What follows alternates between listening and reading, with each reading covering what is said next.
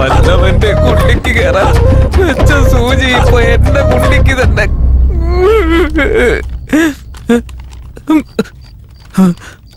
അയ്യോ ചോര. സിഗരറ്റെങ്കിലും കിട്ടിയാ മതിയായിരുന്നു. എവിടെ ഇരിക്കുന്ന? കിട്ടിയല്ലോ. അയ്യോ ഇതിലൊന്നുമില്ല. അയ്യോ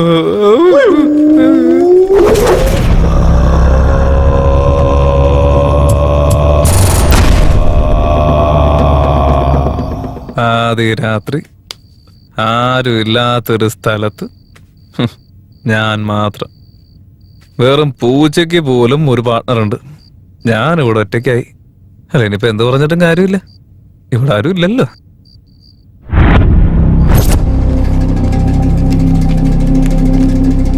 കാമരാജ വശീകര യന്ത്രം. ഇതെന്താ സംഭവം? ഈ പുസ്തകത്തിൽ ഇങ്ങനെയൊക്കെ എഴുതി വെച്ചിരിക്കുന്നതിന്റെ കാര്യം എന്താ? ഒരു കണക്കിന് പറഞ്ഞാൽ ഇത് നല്ല രസമുണ്ട്. ട്രൈ ചെയ്ത് നോക്കാം.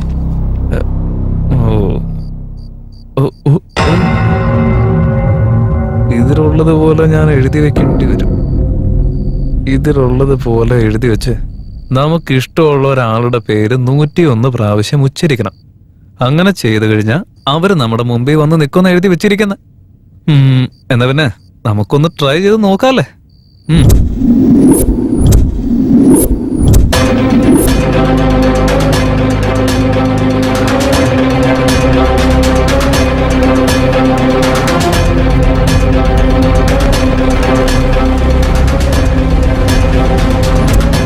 ഇതിലുള്ളത് പോലെ എഴുതിയിട്ടുണ്ട്. ഇപ്പോ എനിക്കിഷ്ടപ്പെട്ട ഒരാളുടെ പേര് 101 തവണ ഞാൻ ഉച്ചരിക്കാൻ പോവുകയാണ്. ആ ആള് എന്റെ മുന്നിൽ വന്ന് നിൽക്കാനും പോവാണ്. ഇനി അഥവാ നടന്നില്ലെങ്കിൽ ഈ ബുക്ക് ആരാണോ എഴുതിയത് അവനെ തേടി കണ്ടുപിടിച്ച് അവന്റെ തലയടിച്ച് പൊട്ടിക്കും ഞാൻ. പറഞ്ഞിരുന്നു വേണ്ട. ഐശ്വര്യ 1, ഐശ്വര്യ 2.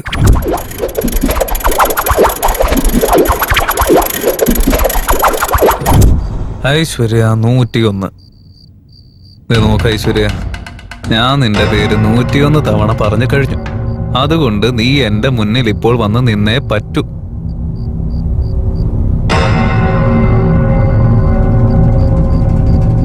എവിടെ?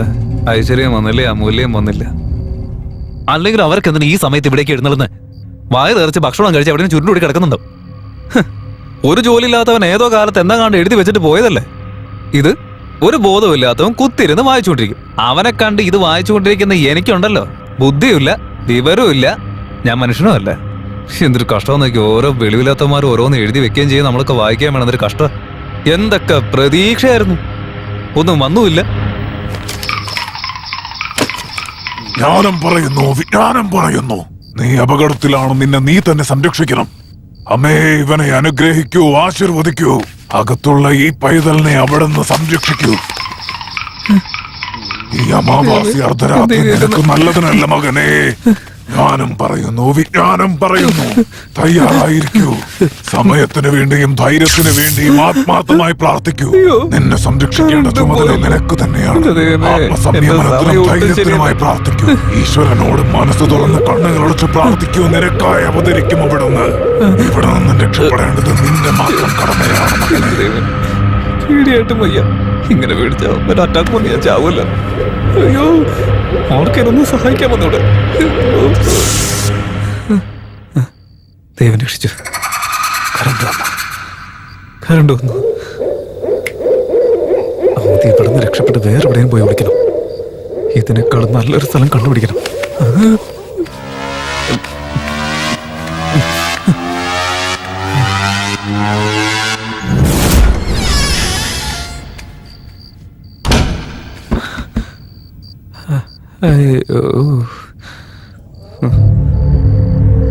കണ്ണടച്ച് അപ്പൊ ഉറങ്ങിപ്പോ. പക്ഷെ മനസ്സിനകത്ത് 4 ഇരട്ടി പേടിയാ. എങ്ങനെ ഇത് ഉറങ്ങിയ ആ പേടി പൊക്കോളുമല്ലോ. മനസ്സിന് പേടിയുണ്ടെങ്കിൽ നമ്മൾ ഭ്രമത്തിനടിമയാകും. ആ ഭ്രമമാണെങ്കിൽ നമ്മുടെ കൂടെ നിന്ന് നമ്മളെ ഭയപ്പെടുത്തിക്കൊണ്ടേയിരിക്കും. ആ ഭയത്തിന് മുമ്പിൽ തോറ്റുപോയാ അത് നമ്മൾ ഉറപ്പായും കൊന്നുകളയും. ഇതിൽ നിന്ന് ഞാൻ രക്ഷപ്പെടണമെന്നുണ്ടെങ്കിൽ എനിക്ക് രണ്ട് വഴിയേ ഉള്ളൂ. ഒന്ന്, ആ ഭ്രമം ഇല്ലാതാക്കണം. 2, എന്നെ ഞാൻ ഇല്ലാതാക്കണം. ആ ഭ്രമം എനിക്ക് ഒരിക്കലും നശിപ്പിക്കാനാവില്ല. അപ്പോ അങ്ങനെയാണെങ്കിൽ ഞാൻ എന്നെ ഇല്ലാതാക്കണം.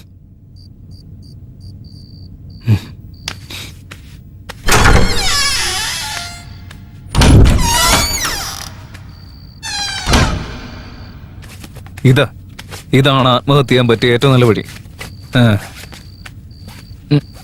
കത്തി എടുത്തിട്ട് വരാം. പക്ഷെ ഭയങ്കര പേടിയാ. എന്നാ പിന്നെ കിടന്നുറങ്ങാന്ന് കരുതിയാലോ ഈ കൊതുക് ഇവിടെ കിടത്തി ഉറക്കയില്ല. ശരി, എന്നാ പിന്നെ ഏസിടാന്ന് വിചാരിച്ചാലോ തണുക്കും. അപ്പൊ ഞാൻ എന്താ ചെയ്യാൻ പോകുന്നതെന്ന് വെച്ചാ ലൈറ്റും ഫാനും ഒക്കെ ഇട്ട് കിടന്നങ്ങ് ഉറങ്ങും.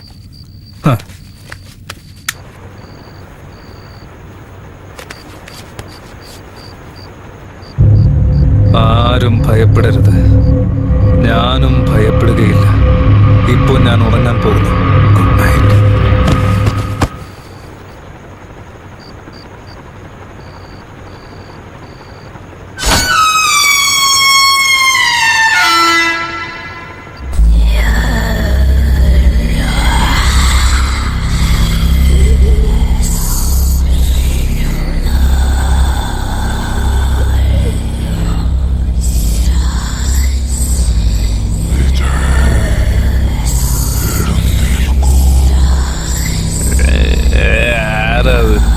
എനിക്ക് കിടന്ന് ഉറങ്ങണം. എല്ലാവരും ഒന്ന് പോവാൻ നോക്കി.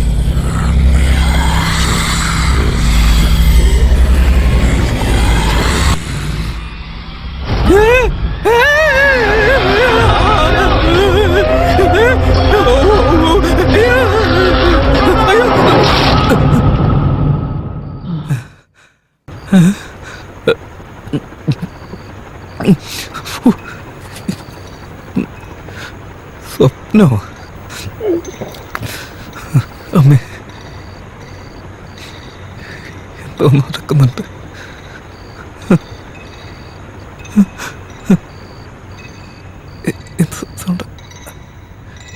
എന്തോ സൗണ്ട് കേൾക്കുന്നില്ലേ?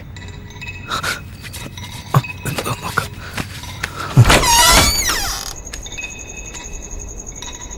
എവിടെ നീ സൗണ്ട് വരുന്നു?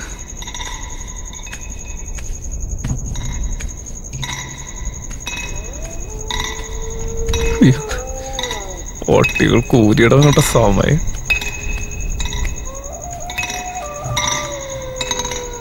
എന്നാൽ ഈ സൗണ്ട് ഇത് എവിടെ നിന്ന് വരുന്നു?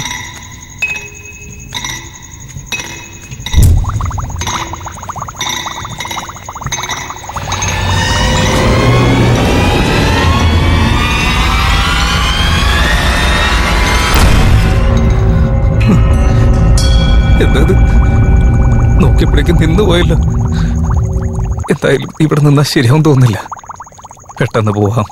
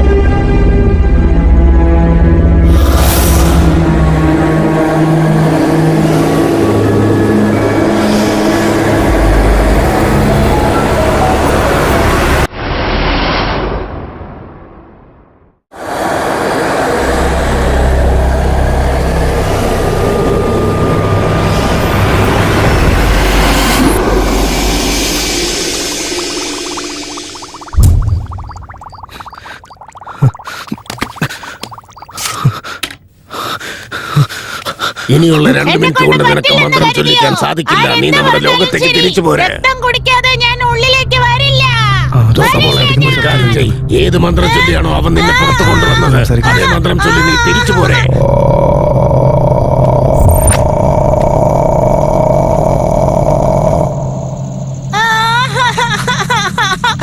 ചൊല്ല്, ആ മന്ത്രം ഒന്ന് ചൊല്ലടാ. നോക്കുമോളെ, ഇങ്ങനെ കരഞ്ഞ് നിലവിളിച്ചത് കൊണ്ട് ഒരു കാര്യവുമില്ല. ഇനിയുള്ള 2 മിനിറ്റ് കൊണ്ട് നിനക്ക് മന്ത്രം ചൊല്ലിക്കാൻ സാധിക്കില്ല. നീ നമ്മുടെ ലോകത്തേക്ക് തിരിച്ചു പോരെ. ഞാൻ വരില്ല, എനിക്ക് ഇവന്റെ രക്തം കുടിക്കണം. നോക്കുമോളെ, ഒരു കാര്യം ചെയ്യ്. ഏത് മന്ത്രം ചൊല്ലിയാണോ അവൻ നിന്നെ പുറത്തു കൊണ്ടുവന്നത് അതേ മന്ത്രം ചൊല്ലി നീ തിരിച്ചു പോരെ. എന്നെക്കൊണ്ട് പറ്റില്ലെന്ന് കരുതിയോ? ഇവന്റെ രക്തം കുടിക്കാതെ ആരെന്ത് പറഞ്ഞാലും ഞാൻ ഉള്ളിലേക്ക് വരില്ല. മോളെ, ആ മന്ത്രം തലതിരിച്ചാണെങ്കിലും പറയാൻ പറ. മന്ത്രം തെറ്റിയാൽ പോലും നിനക്കകത്തേക്ക് വരാം. പറയുന്നത് കേക്ക്. ഞാൻ വരില്ല. മോളെ, എനിക്ക് നീ ഇപ്പൊ ഇവന്റെ ഇങ്ങോട്ട് രക്തം വന്നില്ലെങ്കിൽ വേണം. എന്നേക്കുമായി നീ അവിടെ കിടക്കേണ്ടി വരും. ഞാൻ പറയുന്നത് കേക്ക്.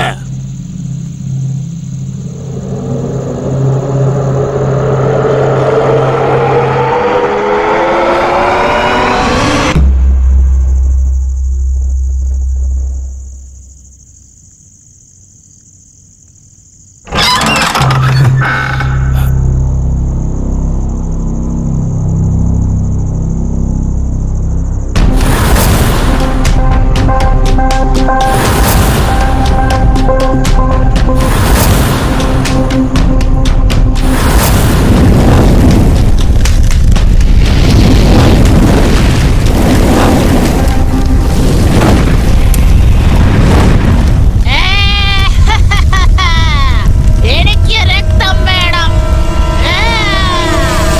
എനിക്ക് രക്തം വേണം. രക്തം വേണം. എനിക്ക് രക്തം വേണം. രക്തം രക്തം വേണം. വേണമെന്നോ? രക്തം വേണം. നടക്കില്ല. ഞാൻ എന്റെ രക്തം തരില്ല. കൊട്ടിച്ചേട്ടാ. ഞാൻ തരില്ല. ഞാൻ രക്തം തരില്ല. നീ വരണ്ട. ഞാൻ രക്തം തരില്ല. നീ വരണ്ട. നീ വരണ്ട. ഞാൻ രക്തം തരില്ല. ഞാൻ തരില്ല. നീ വരരുത്. നീ വരണ്ട. നീ വരണ്ട. നീ വരണ്ട. ഞാൻ രക്തം തരില്ല. ഞാൻ തരില്ല. എനിക്ക് നീ വരണ്ട. രക്തം വേണം. നീ വരണ്ട. ഞാൻ രക്തം തരില്ല. ഞാൻ തരില്ല. നീ വരണ്ട. വരരുത്. ഞാൻ രക്തം.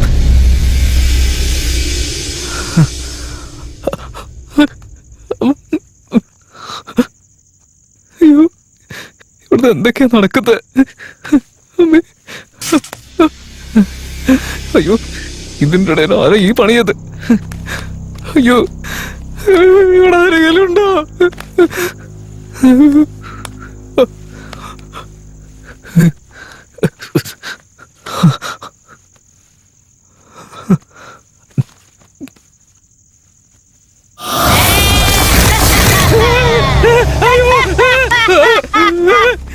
രക്തം ഞാൻ തരില്ല.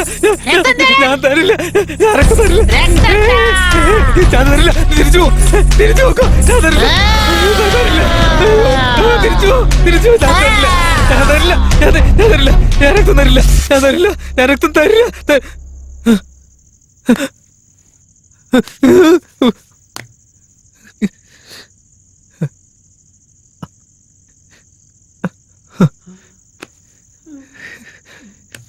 ഇവിടെ എന്തൊക്കെ നടക്കുന്നത്? കറണ്ട് വന്നത് ഭാഗ്യം. പേടിയുള്ളപ്പോ കറണ്ട് വന്നാലേ കുറച്ചെങ്കിലും പേടി കുറയും.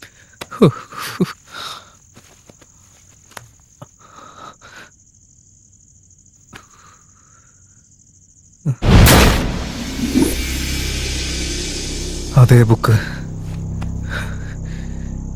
ഈ ബുക്ക് വായിക്കുന്നതിന് മുമ്പ് ഞാൻ ആലോചിക്കേണ്ടതായിരുന്നു. വലിയ തെറ്റാ ചെയ്ത. വലിയ തെറ്റ് തന്നെയാ ചെയ്തത്. ആ പാർത്ഥസാരഥി ഇതിലുള്ളതൊക്കെ പഠിച്ചിട്ട് എത്ര പാവങ്ങളുടെ ജീവിതം നശിപ്പിച്ചു എന്തോ.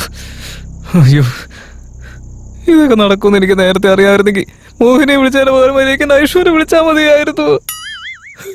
ആവശ്യമില്ലാതെ വെറുതെ പുലിവാല പിടിച്ച് മര്യാദയ്ക്ക് ചുരുട്ടി കിടന്നാൽ മതിയായിരുന്നു.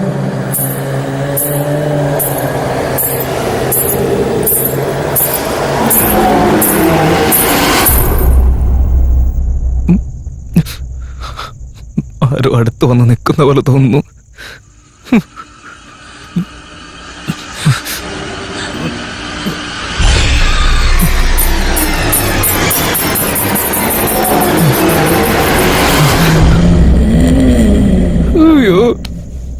ഈ മോഹിനിനെ കൊണ്ട് വലിയ ശല്യമായല്ലോ. ഒരു പ്രേതങ്ങളെ ചുറ്റിയാണെന്ന് ഡീറ്റെയിൽ സൗണ്ട് ഇട്ട് പേടിപ്പിച്ചുകൊണ്ടിരിക്കുക. ഇങ്ങനെ പേടിച്ചാവുന്നതിനേക്കാളും ഭേദം ഒറ്റയടിക്ക് മനുഷ്യനെ വെട്ടി കൊന്നുകൂടായിരുന്നോ? എവിടേക്കാ പോകണ്ടെന്നറിയില്ല. എവിടേക്കും പോയിട്ട് കാര്യമില്ല. എങ്ങോട്ടെങ്കിലും പോവാൻ സമ്മതിക്കണ്ടേ? നോക്ക് മോഹിനി, എന്നെ എത്ര പേടിപ്പിക്കാൻ നോക്കിയാലും എന്റെ ഒരു തുള്ളി രക്തം പോലും ഞാൻ തരത്തില്ല. അല്ല, നീ ചോദിക്കുമ്പോ തന്നെ രക്തം എടുത്ത് തരാനായിട്ടേ ഞാൻ ബ്ലഡ് ബാങ്ക് ഒന്നല്ല ഇവിടെ നടത്തുന്നത്. അല്ല, നീ ചോദിക്കുമ്പോ തന്നെ രക്തം എടുത്ത് തന്നാലേ അത് വീണ്ടും വരണമെങ്കിലേ ഞാൻ എത്ര കിലോ മാതളനാരങ്ങ വിട്ട് വിഴുങ്ങേണ്ടി വരുമെന്ന് അറിയാവോ നിനക്ക്? അല്ലെങ്കിൽ തന്നെ വീടത്തെ ശമ്പളം കൊണ്ട് 3 നേരം മര്യാദയ്ക്ക് വയറ് വെച്ച് കഴിക്കാൻ പറ്റുന്നില്ല. ഞാൻ ഇവിടെ കിടന്ന് പട്ടി പണി എടുത്തോണ്ടിരിക്കല്ലേ. അപ്പൊ നീ രക്തം ചോദിച്ചാൽ എങ്ങനെയാ? ഞാൻ തരത്തില്ല, നോക്കിക്കോ. അല്ല, ഇതിപ്പോ നേരം കുറെ ആയിരുന്നിട്ട് എനിക്ക് എന്താണാവോ വിശക്കാത്ത? കൊറേ വിശക്കും. 4 വഴിന്ന് പ്രേതം വന്ന് ആക്രമിക്കല്ലേ. ഇപ്പൊ വയറിറച്ച് കഴിക്കാത്തന്നെ കുറവേ ഉള്ളൂ. ഞാനെന്തൊരു പൊട്ടനാ നോക്കണേ.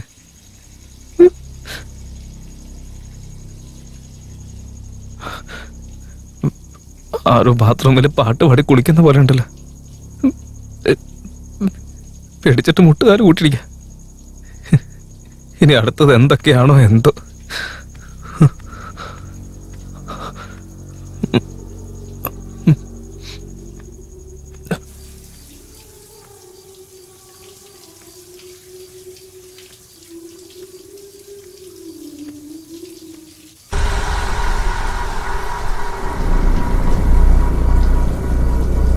ഇതിപ്പോ ആരെ ഈ നേരത്ത് ഇങ്ങനെ പാട്ട് പാടി കുളിക്കാൻ? ഇവിടെ വേറെ ആരും ഉണ്ടായിരുന്നില്ല.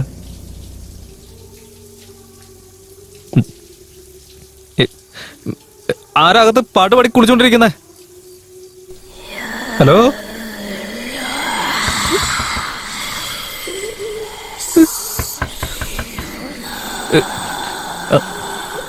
ആരാകത്ത്?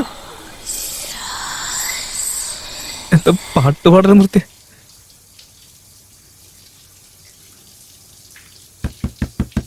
ആരാ?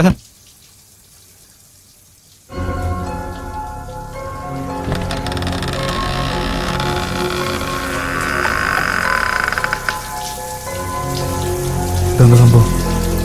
അകത്താരും കാണുന്നില്ല, പക്ഷെ പാട്ട് പാടുന്ന ശബ്ദം കേട്ടല്ലോ. എന്നാലും ഷവർ ആരും ഓണാക്കിയിട്ട് ഇവിടെ ആരും കാണുന്നില്ല. എന്തൊരു കഷ്ടം! എന്തൊക്കെ ഇവിടെ ആരോ ഓടുന്നേ? ആരും ഓടിയ ശബ്ദം കേട്ടില്ലേ?